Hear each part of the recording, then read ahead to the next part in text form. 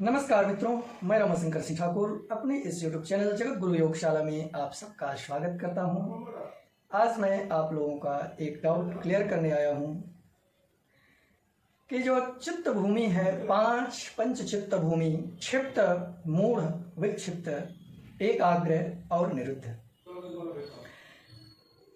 तो ये क्रम है वो बढ़ते क्रम में है। ऐसा है, पहले क्षिप्त है, उससे श्रेष्ठ मूढ़ है, मूढ़ से श्रेष्ठ एकाग्र है, एकाग्र से श्रेष्ठ निरुद्ध है। ये क्रम में किसी को डाउट नहीं है। लेकिन क्षिप्त में रजोगुण प्रधान होता है और मूढ़ में तमोगुण प्रधान होता है, इसलिए डाउट होने लगता है कि तमोगुण निकृष्ट में आता है तो मूढ़ावस्था है वो भी निकृष्ट में ही आएगा। सबसे निकृष्ट चित्त भूमि मूढ़ को माना जाएगा, लेकिन ऐसा नहीं है। क्षिप्त ही सबसे निकृष्ट में आएगा, सबसे निम्न स्तर की चित्त भूमि में आएगा। क्यों?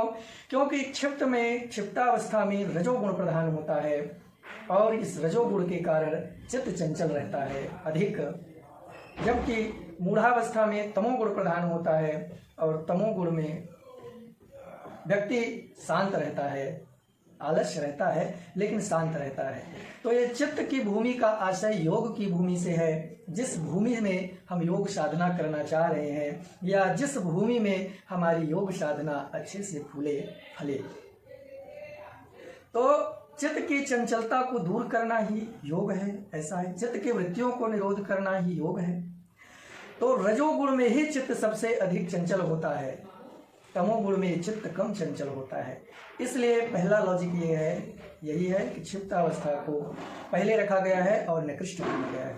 दूसरा तर्क ये है कि रजोगुण प्रधान है तो उसमें कर्म संस्कार बनने की संभावना ज्यादा है, मूढ़ावस्था में कर्म संस्कार बनने की संभावना कम है। क्षिप्तावस्था में रजोगुण प्रधान होने की वजह से वह व्यक्ति ऐसा कर्म कर सकता है जिससे दूसरे को भी नुकसान हो, और मूढ़ावस्था में व्यक्ति तमोगुण के अधिकता होने के कारण पड़ा रहेगा, सोया रहेगा, ज़्यादा से ज़्यादा वो अपना ही नुकसान करेगा, दूसरे का नुकसान नहीं हो पाएगा उससे।